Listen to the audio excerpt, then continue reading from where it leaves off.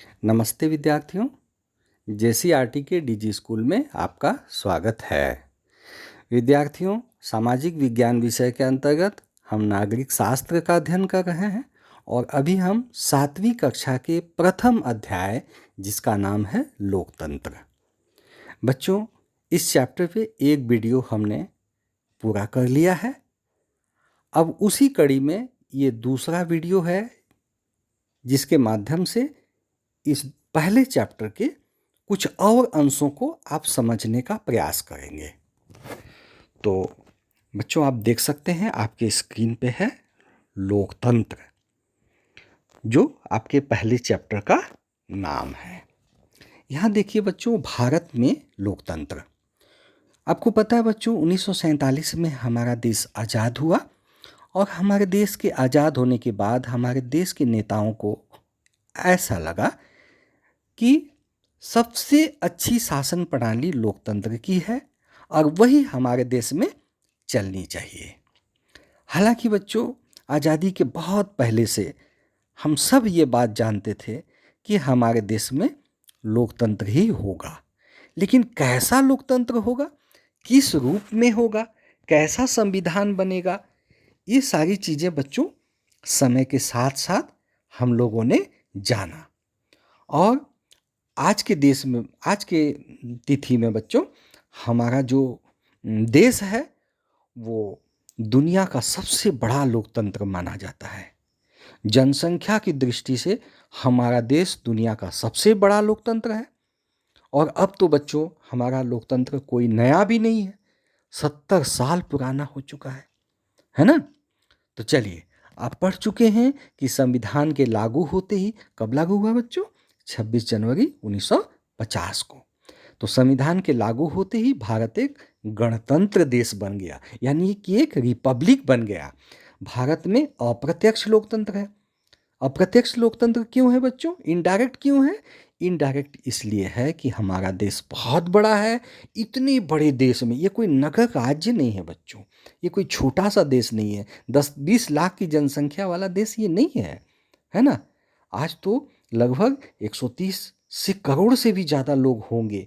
अभी तो सन 2021 की जनगणना नहीं हो पाई है बच्चों, लेकिन 2011 की जनगणना के अनुसार ही हम लोग 121 करोड़ से ज़्यादा थे, है ना बच्चों।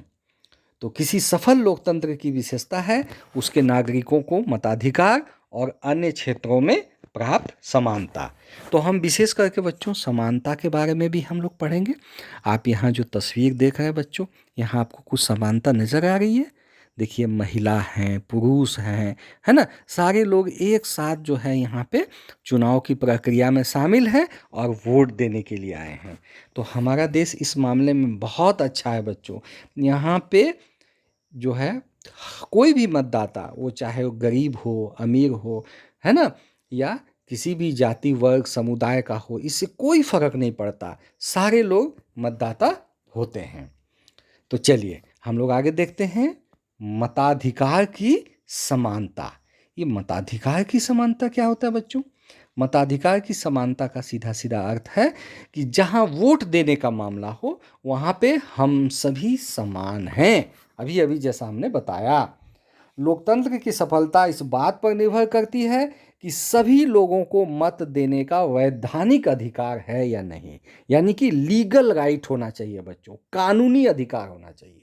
और वो कानूनी अधिकार हम लोगों को है ना। भारत जैसे लोकतांत्रिक देशों में वयस्क नागरिकों को, वयस्क नागरिक का भी अर्थ होता है बच्चों 18 वर्ष की उम्र सीमा, है ना। पहले था 21 वर्ष, आज है 18 वर्ष। तो भारत जैसे लोकतांत्रिक देशों में वयस्क नागरिकों को मत देने का, यानी कि वोट देने का अधिकार प्राप्त है। इसे सार्वभौमिक वयस्क मताधिकार कहा जाता है ना। यूनिवर्सल एडल्ट फ्रेंचाइज जिसको हम लोग अंग्रेजी में कहते हैं। सार्वभौमिक वयस्क मताधिकार का विचार समानता के सिद्धांत पर आधारित है, जो यह घोषित करता है कि देश का हर नागरिक समान है, लेकिन सिर्फ मताधिकार से समाज में नागरिक समानता का उद्देश्य पूरा नहीं हो सकता। इसके लिए अन्य अवसरों पर भी समानता के कानूनी प्रावधानों की आवश्यकता होती है। तो बच्चों हम लोग और जानते हैं कि भाई बात क्या है। अभी जो हमने ये जानने का प्रयास कर रहे हैं कि समानता क्यों जरूरी है। यदि समानता नहीं होगी तो किस प्रकार से हमारा जो लोकतंत्र है वो सफल नहीं हो सकता है। लोकतंत्र हमारा तभी सफल होगा जब हम समानता के सिद्धांतों पे चलें। तो चलिए देखिए, भारतीय लोकतंत्र में समानता। भारतीय संविधान में सभी व्यक्तियों को समान माना गया है, बिल्कुल माना गया है। इसका अर्थ है किसी के साथ लिंग, धर्म, जाति तथा उसके शैक्षिक एवं आर्थिक स्तर के आधार पर किसी तरह का भेदभाव नहीं किया जा सकता।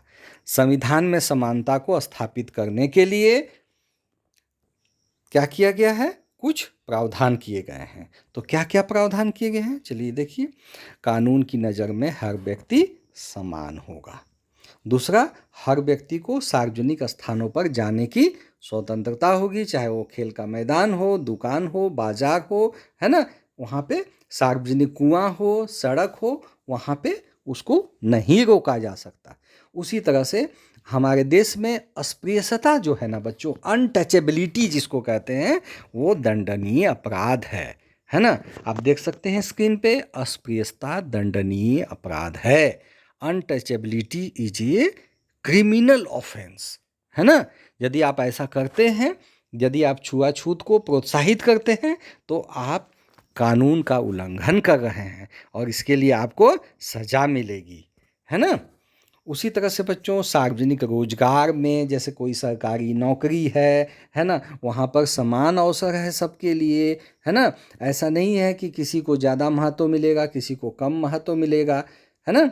उसी तरह से बच्चों इसके अलावा शासन ने सरकार की विभिन्न योजनाओं एवं कार्यक्रमों के द्वारा समानता के अधिकार को लागू किया है। सरकार ने सैकड़ों वर्षों तक असमानता के व्यवहार से पीड़ित समुदाय के जीवन स्तर को सुधारने के अनेक कार्यक्रम और योजनाएं लागू किए। ये भी बहुत महत्वपूर्ण है बच्चों, क्योंकि हमारे समाज का जो एक तबका है वो पीड़ित रहा है वर्षों से। तो ऐसे लोगों के लिए अलग से भी कानून बने हैं कि उनको किसी बहुत तरह मतलब सरकारी नौकरियों में आरक्षण वगैरह की सुविधा भी दी गई है ना। सामाजिक एवं आर्थिक रूप से पिछड़े ग्रामीण क्षेत्र में महिलाओं की शिक्षा के एवं सशक्तिकरण के लिए 1989 में महिला समाख्या कार्यक्रम की शुरुआत हुई थी और 15 अगस्त 1995 से बच्चों प्राथमिक एवं उच्च प्राथमिक स्कूलों में, प्राथमिक का मतलब होता है पहली से पाँचवीं की पढ़ाई जहाँ होती है, और उच्च प्राथमिक का मतलब होता है पहले कक्षा से लेके 8वीं कक्षा तक की जहाँ पढ़ाई होती है उसको हम लोग कहते हैं उच्च प्राथमिक। तो वहाँ मध्याह्न भोजन योजना लागू किया गया है। बच्चों एक ही तिथि से पूरे देश में तो नहीं लागू किया गया है, अलग अलग राज्यों में अलग अलग, लेकिन बच्चों आज के डेट में समूचे देश में मध्याह्न भोजन योजना लागू है। और इस योजना के तहत क्या होता है बच्चों, आप लोगों को दोपहर में स्कूल में ही गरम ताज़ा भोजन परोसा जाता है। इससे क्या फ़ायदा होता है, इससे बहुत सारे फ़ायदे होते हैं। सबसे बड़ा फ़ायदा तो ये होता है बच्चों कि हम लोग समानता के सिद्धांत को बचपन से ही समझते हैं। हम लोग छुआछूत जैसी जो कुरीतियाँ थी उनसे हम अब दूर हो गए हैं। हम ऐसा कुछ भी नहीं मानते। हम लोग कक्षा में पंक्तिबद्ध होकर के, जितने भी विद्यार्थी हैं सभी हम लोग अपने विद्यालय में पंक्तिबद्ध होकर भोजन करते हैं कि नहीं बच्चों। तो और मध्याह्न भोजन योजना की शुरुआत है बच्चों, ये तमिलनाडु राज्य से हुई थी, शुरुआत तमिलनाडु राज्य से हुई थी, ठीक है। अब देखिए झारखंड का एक विद्यालय है, वहाँ की ये तस्वीर दिखाई जा रही है, आप इसको देख सकते हैं, आपके पाठ्य पुस्तक में है। हमारे झारखंड राज्य के एक विद्यालय में मध्याह्न भोजन करते हुए बच्चे, कितने अच्छे लग रहे हैं ये बच्चे। और बच्चे अच्छे तो लग ही रहे हैं, साथ ही साथ बहुत सारे वैल्यूज, है ना, बहुत सारे मूल्यों को समझ भी रहे हैं। बच्चों क्या यहाँ पे समानता के सिद्धांत का पालन नहीं हो रहा है? बिल्कुल हो रहा है। बच्चों क्या यहाँ पे बच्चे एक दूसरे के प्रति प्रेम और अच्छी भावना सीख रहे हैं या नहीं सीख रहे हैं बच्चों? निश्चित रूप से सीख रहे हैं। तो ये सब चीज़ें बच्चों समाज के लिए भी बहुत उपयोगी है। तो मुझे लग रहा है कि आप इस चैप्टर को बेहतर समझ रहे हैं और कोशिश कीजिए आप टेक्स्ट बुक से भी जुड़े रहें और अच्छी तरह से आप टेक्स्ट बुक को लाइन बाय लाइन पढ़ें, साथ ही साथ आप इन वीडियोस को भी देखें। निश्चय ही आपको सिविक्स का यह चैप्टर बहुत ही रुचिकर लगने लगेगा और आप भारत में लोकतंत्र की जो वर्तमान स्थिति है और लोकतंत्र को आगे बढ़ाने में हमारी जो भूमिका है उसको भी आप समझ सकेंगे। बच्चों, सच पूछिए तो लोकतंत्र में हम अपने कर्तव्यों को जब तक नहीं समझेंगे, जब तक हम लोग अपने आप को मजबूत नहीं करेंगे, हम समर्पण भाव से देश के लिए कुछ करने की नहीं सोचेंगे, तब तक लोकतंत्र आगे नहीं बढ़ सकता है। लोकतंत्र जो है, सच पूछिए तो विविधता में एकता का जो हम लोग पाठ पढ़ते हैं, वो सबसे ज़्यादा यदि कहीं फलता फूलता है तो वो लोकतंत्र में ही। बच्चों, आप कल्पना कर सकते हैं कि क्या जब राजा और रानी का शासन होता, राजतांत्रिक व्यवस्था होती, तो क्या उस व्यवस्था में हमारा और आपका उतना उत्थान होता जितना कि लोकतंत्र में हो रहा है? बिल्कुल नहीं होता बच्चों। तो एक तरह से लोकतंत्र हमारे लिए वरदान है कि हमारे लिए ये इतना बड़ा वरदान है, हम इस ऐसे युग में हम जन्म लिए हैं कि हमारा देश स्वतंत्र भी है, हमारे देश में लोकतांत्रिक व्यवस्था भी है, शासन में हमारी भागीदारी भी है और हर तरह से हम देश के उत्थान के साथ भी खुद को जोड़ सकते हैं। तो बच्चों, जो लोकतांत्रिक सरकारें होती है वो एक तरह से हम जो आम नागरिक हैं उसी का एक प्रतिनिधि के रूप में शासन करती है। तो लोकतांत्रिक मूल्यों के प्रति हमारे अंदर अच्छी भावना निश्चित रूप से जागृत होना चाहिए।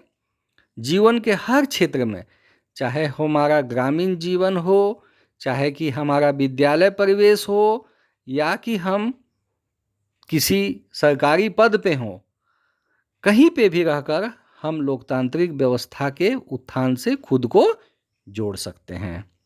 तो ठीक है बच्चों, इस वीडियो में इतना ही।